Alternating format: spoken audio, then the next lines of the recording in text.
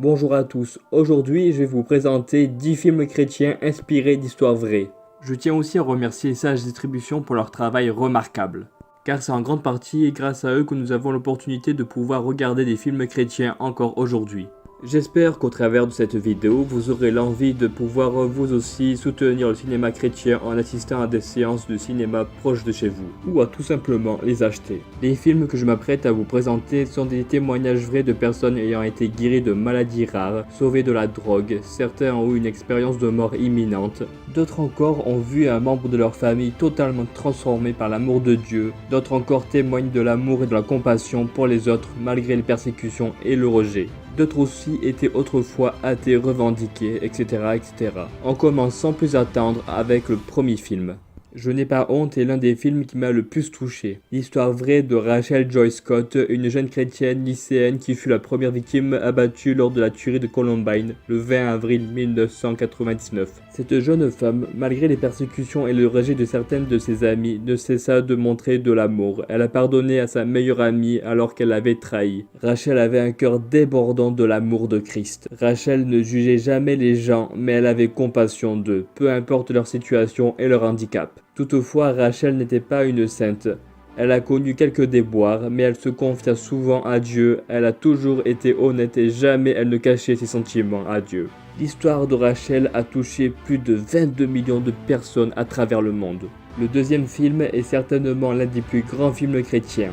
Tu ne tueras point. Ce film nous raconte l'histoire vraie de Desmond Doss, un jeune chrétien voulant intégrer l'armée sans porter une arme. Mais il fut vraiment persécuté et fut surnommé le lâche à cause de ses croyances. Mais le soldat ne se laissa pas abattre pour autant, car il eut le courage d'aller jusqu'au bout malgré les persécutions. En pleine bataille, alors que toute l'unité de Desmond s'était repliée, Desmond lui resta en haut de la falaise. Seul et sans armes, il parvint à sauver en tout 75 soldats. Desmond Doss fut le premier objecteur de conscience à recevoir la plus haute distinction militaire des États-Unis, la médaille d'honneur. Le troisième film que je vais vous présenter s'intitule La Voix du Pardon. Ce film nous raconte l'histoire vraie de Bart Millard, leader du groupe Mercy Me. Il est l'auteur de la célèbre chanson I Can Only Imagine. Bart était un enfant battu par un père violent et alcoolique. Sa mère quitta le domicile familial à cause du comportement violent de son père.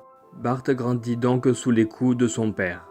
Il décida donc de partir loin de son père. Et c'est dans cette autre ville que Bart rencontra d'autres musiciens et ils fondèrent le groupe Mercy Me. Mais après de multiples concerts, Bart devait revenir chez lui car il ne pouvait plus fuir son passé. Mais jusqu'au jour où son père fut miraculeusement et totalement transformé. Bart, bien que ce fût difficile, pardonna à son père. Et la chanson est justement dédiée à son père. Le quatrième film s'appelle Jésus l'enquête. Découvrez l'histoire de Lee Strobel, un journaliste athée revendiqué ayant enquêté sur l'existence de Jésus. Lee Strobel voulut enquêter pour prouver que Jésus n'avait jamais existé afin de reconquérir le cœur de sa femme, autrefois athée elle aussi. Mais les opinions divergeaient et cela entraînait des disputes dans le couple. Jusqu'au jour où Lee se rendit à l'évidence qu'après avoir enquêté avec acharnement, que Jésus avait bel et bien existé. Lee est aussi l'auteur du livre aussi appelé Jésus l'enquête qui a été vendu à plus de 14 millions d'exemplaires et qui fut donc un best-seller. Le cinquième film s'intitule Breakthrough. Ce film nous raconte l'histoire vraie de John Smith, un jeune étudiant qui fut adopté par Joyce et Brian Smith. Un jour, John se noya malheureusement en jouant avec ses amis dans un lac gelé. Il resta plusieurs dizaines de minutes inconscient jusqu'à sa mort. Mais c'est sans compter sur la foi et la prière de sa mère que le jeune garçon fut revenu à la vie. Mais il n'était pas tiré d'affaire pour autant. Alors que les parents, notamment la mère, persista dans la prière, ce fut une lourde et longue épreuve pour les parents. D'ailleurs, tous les membres de l'église que fréquente la famille Smith priaient aussi pour lui. Et c'est alors que, environ 3 jours plus tard, John se réveilla et fut totalement sauvé. Le sixième film s'intitule Et si le ciel existait. Ce film nous raconte l'histoire vraie de Colton, un jeune garçon ayant vécu une expérience de mort imminente après avoir contracté une maladie qui l'affaiblissait beaucoup. Alors que les parents luttaient dans la prière, Colton se réveilla quelques heures plus tard. C'est alors que Colton raconta à ses parents qu'il avait vu le paradis, mais il ne l'a pas simplement vu, mais il est aussi rentré dedans et des personnes se sont adressées à lui, des personnes que Colton n'aurait jamais pu rencontrer. Il a également pu parler et voir le visage de Jésus. Colton détailla tout son vécu sur un livre écrit par son père qui fut dans le doute et l'incompréhension de ceux qui l'entendaient. Mais tout ce que disait Colton concordait avec la réalité. Ce film est basé sur un best-seller du New York Times. Le 7e film s'intitule Victor, de l'ombre à la lumière. Ce film nous raconte l'histoire vraie de Victor, un jeune homme qui sombrait dans l'addiction aux drogues. Il traînait avec un gang, il sombra dans la drogue, la délinquance et la violence. Ses parents, complètement dépassés, eurent recours au centre de désintoxication, mais ces derniers n'eurent aucun effet sur lui. Mais c'est grâce à un pasteur qui était fraîchement installé dans la ville même où habitaient Victor et ses parents. Bien que ce fût très difficile d'arrêter, c'était pourtant le seul chemin à prendre et grâce à Dieu, il parvint à être sauvé et totalement délivré de la drogue.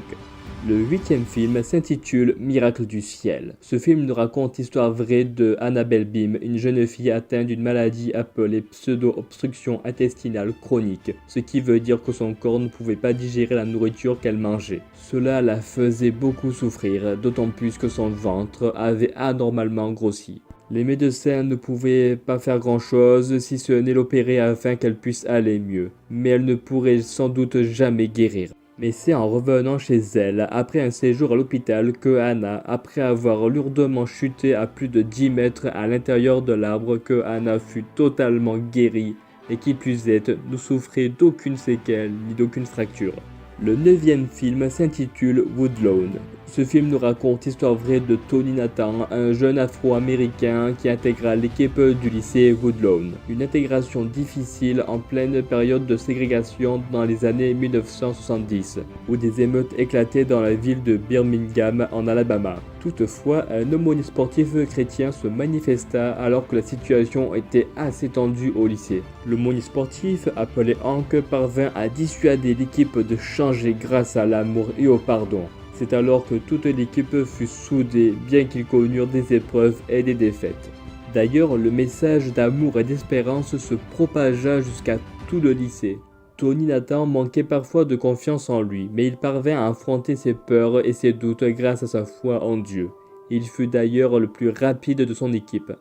Et enfin, un dernier film tout fraîchement sorti, appelé J'y crois encore, l'histoire vraie du chanteur Jeremy Camp et de son épouse Melissa. Tous les deux vécurent le parfait amour, jusqu'à une terrible nouvelle. Melissa souffra d'un cancer des ovaires. Ce film nous raconte comment persévérer dans la foi malgré les épreuves. D'ailleurs, c'est Jeremy Camp qui est l'auteur de la chanson I Still Believe. Merci à tous d'avoir regardé cette vidéo, à tous ceux qui se sont abonnés et qui s'abonneront, que Dieu vous bénisse vraiment. Continuons ensemble de soutenir le cinéma chrétien. Retrouvez tous les films chrétiens que je vous ai présentés sur Amazon, Espace Culturel, Leclerc, ou sur la Fnac, ou sur le site Sage Distribution.